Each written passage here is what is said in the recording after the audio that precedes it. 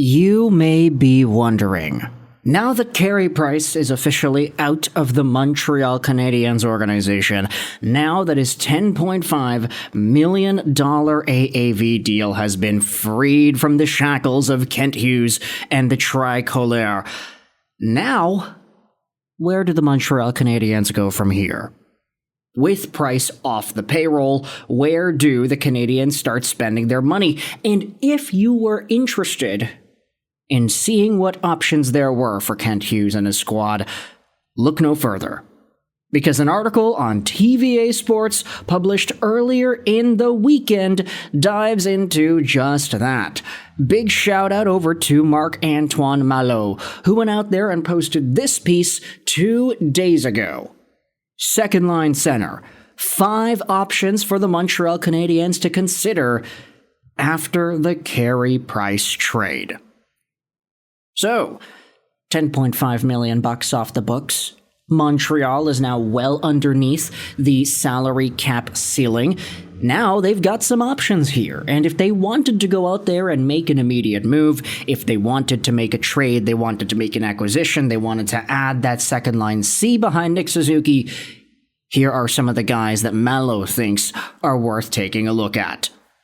This article will be linked in the description. It's in French, so I translated it to English via the Google machine.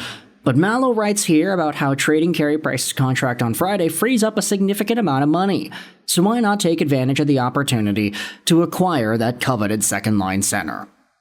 The timing of this transaction suggests that CEO Kent Hughes and his partners have an agenda. They have $4.58 million in wiggle room, according to Puckpedia. Improving the team remains a priority, even this close to training camp, and the needs at center are well known. Here are 5 possible options the Canadiens could consider. Number 1, it is Jack Roslovic, and I saw this and I was like, come on, man. We've made a bunch of videos talking about Roslovic, his profile, what he has, what he doesn't have, what he's capable of doing, and why this guy doesn't have a contract just yet. The Vancouver Canucks are probably one of the staple teams that is being looked at as a squad that needs a second-line center, and even they turned away from Jack Roslovic. They just didn't see too much value in what he is capable of bringing as a full-time second C. Here's the simplest solution for Montreal. Roslovic doesn't yet have a contract for next season, but that doesn't mean he's a bad player, Malo writes here. The 28-year-old American is reportedly asking for more than some teams would be willing to give him. He commanded a salary of $2.8 million last year with Carolina, amassing 39 points and 22 goals. His best offensive results were in Columbus with 146 points in 246 games. Okay, that is not how people talk about best offensive results. They don't do the totality of their point production, but still. Does that make him a second-line center on a playoff-bound team? Not quite, but he has plenty of experience and is producing at roughly the same rates as Kirby Dach. It's an option that wouldn't cause management headaches, but it's obviously less exciting than others. That is true. Jack Roslovic, this most previous campaign, 39 points in 81 games played. He's a fine player, inconsistent, but still he provides an offensive flair. If you go out there and you get Jack Roslovic, can you guarantee that he gets more points than a Newhook or a Dach in a second-line role? I honestly don't think it's a big guarantee, so maybe Jack Roslovic is too vanilla for my liking. Let's go over onto the other names talked about here on the article. Name number 2 is Ryan O'Reilly, $4.5 million a year to 2027. Hughes is capable of much more than adding the missing piece of the Canadiens' offense, and he has proven it. Finding a true second center is possible, and without trading any more contracts. The Nashville Predators appear to be in need of a rebuild, and 34-year-old vet Ryan O'Reilly is a perfect candidate to come to Montreal. He has long been known for his effectiveness on both sides of the ice and in the face-off circle. This is exactly the kind of player the Canadiens need to provide a platform for youngsters Ivan Demidov, Slafkovsky, and Bolduc. Plus, O'Reilly's $4.5 million salary for the next 2 years is within the price range. What more could you ask for? And this, my friends, is probably the name that I think is the best to dive into here. O'Reilly is old. Yeah, 34 definitely isn't on the opening half of his career. But he's making a decent amount of money. It's not a lot. And last year, he had 53 points in 79 games played. The year before that, 69 points. So a very nice amount of points. Ryan O'Reilly, when he's actually able to play and when he's actually being utilized like he wasn't in St. Louis to end off his 22-23 campaign there, is a very good player.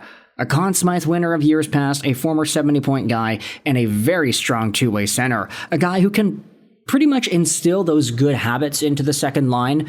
You talk about the defensive irresponsibilities of guys like Patrick Laine and, to an extent, Ivan Demidov. We all remember the back check on Demidov's goal against in his first game here. It wasn't a good one. Ryan O'Reilly may more than make up for what those other two guys lack on the back end, and he would probably instill some of those positive defensive habits. I like the idea of O'Reilly to Montreal a lot. But there also is another name that I think we could dive into here. It's Jared McCann, making $5 million through 2027.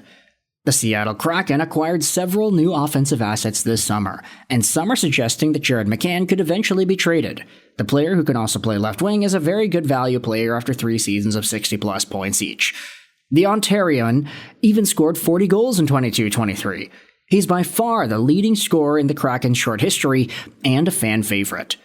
McCann currently commands a salary that's barely above what the Canadiens can afford. They have no choice but to trade a player in return to acquire him. Jared McCann is also very good. This guy, total rock star, prime ripe age of 29, 2014 draftee, so just a little bit older than some of the other core guys the Canadiens have. Suzuki was 2017 drafted, Caulfield 2019, Laine was 2016. So McCann is right there in the older side of it, but he's still decently young, holistically speaking. And this most previous season, he had 61 points and 22 goals. The Kraken weren't great, but Jared McCann has been there, and he has been a former 70-point guy as far back as just 2 years ago. Ever since he found himself a home in Seattle, he has been lights out, and Jared McCann now is in a spot where if he were to get traded to Montreal, this guy playing with Ivan Demidov could probably provide some fantastic value. I think he's the best offensive name on this list, and it's not even really close. Ryan O'Reilly is better holistically. He's better everywhere else. Jared McCann, though, has a really good shot, and he's got some very good offensive tools. Scrolling down here, here's another guy that's also got some pretty good overall tools, but he's a little bit more expensive. It's Nick Schmaltz of the Utah Mammoth. The Mammoth are starting to get crowded at center, so much so that Schmaltz could play wing in 25-26. Besides him, Logan Cooley, Barrett Hayton, and Jack McBain are all reliable centers who will continue to prove their worth. Schmaltz has just 1 year left on his contract, and he'll be paid $5.85 million.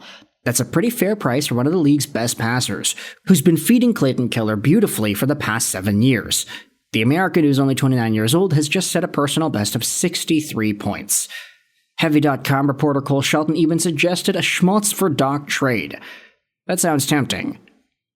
Now, that's a video topic in and of itself, but Nick Schmaltz is a guy that I'm pretty familiar with as well, because this guy formerly was the top passer on the North Dakota Fighting Sioux CBS line alongside of Brock Besser and Drake Caggiula. That was a very good line back in the day.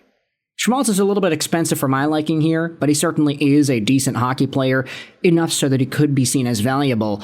And then you've got this fifth name over here. It's Dawson Mercer of the New Jersey Devils. A project for the sake of a project. If Doc isn't the long-term solution at second center, should Kent Hughes take another role at the dice? After 4 full seasons during which he hasn't missed a single game, Dawson Mercer has left many wanting more. With the Devils, he's been pegged as a third-string center due to the presence of Jack Hughes in his year. His 24-25 numbers of 19 goals and 36 points don't quite warrant a promotion, but he's shown better in the past. The Newfoundland and Labrador native has amassed 56 points while maintaining a plus-minus rating of plus 22 as recently as 22-23. At 23 years old, he still has plenty of time ahead of him. Now, Dawson Mercer, I don't really think he's a guy that moves the needle enough to make a trade work. Yes, he had 56 points a few years ago, but he has declined steadily since then. Slight increase the most recent campaign, but nothing to write home about. He's young, so there's a lot of value there. But I'd rather go for a McCann or an O'Reilly, honestly, if you're trying to project the Canadiens as a playoff team this year. What about you? Let me know your thoughts in the comment section below out of these 5 names. Jack Roslovic, Ryan O'Reilly, Jared McCann, Nick Schmaltz, and Dawson Mercer. Where do you think the Canadiens should go in regards to their second-line center search? I hope you enjoyed this video. Sign on, and bye.